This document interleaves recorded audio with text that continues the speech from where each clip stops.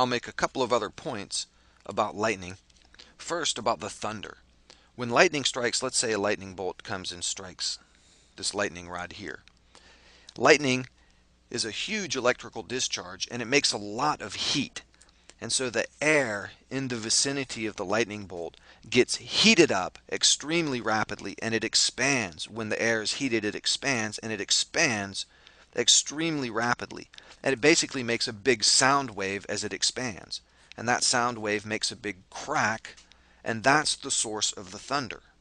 Now, the lightning bolt, we said earlier, is really made of several or a bunch of little segments. Each segment really makes its own crack. And so you actually hear all the different little cracks at different times. If you're standing down here, you're actually closer to the bottom of the lightning bolt than you are to the top. So the sound produced down at the bottom reaches you first, and the sound produced by the little segments up at the top reaches you later. So you hear lots of little cracks at different times. It sometimes sounds like the sky is tearing apart. And then you hear all those little cracks echoing and reverberating off of buildings or mountains or valleys, and that lower, deeper sound rumbling around is the thunder that follows the crack from the bolt. And then one other thing about the sound: when you hear the sound from the lightning bolt and see the lightning bolt, you can use that to tell how far away the lightning bolt is. Light, as you know, travels extremely fast. So when the bolt strikes, the light from the bolt reaches your eye almost immediately.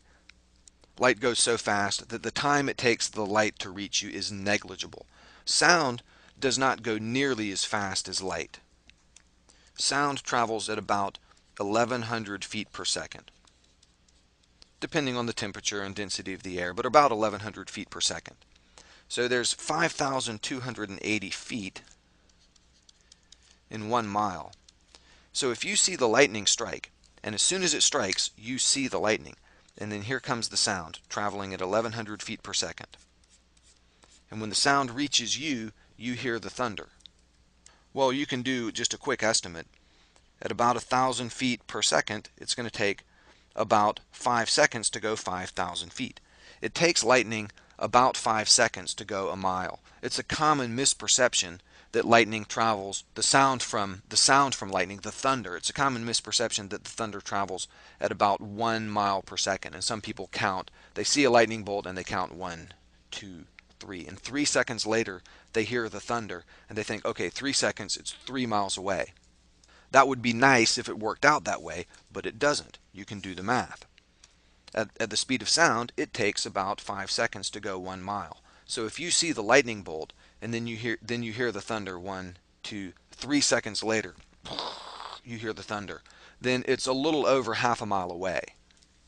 So pretty simple rule of thumb there. Lightning strikes, if you count 10 seconds before you hear the thunder, it's about 2 miles away. And you can do that repeatedly and see if the time is changing, getting smaller or growing larger.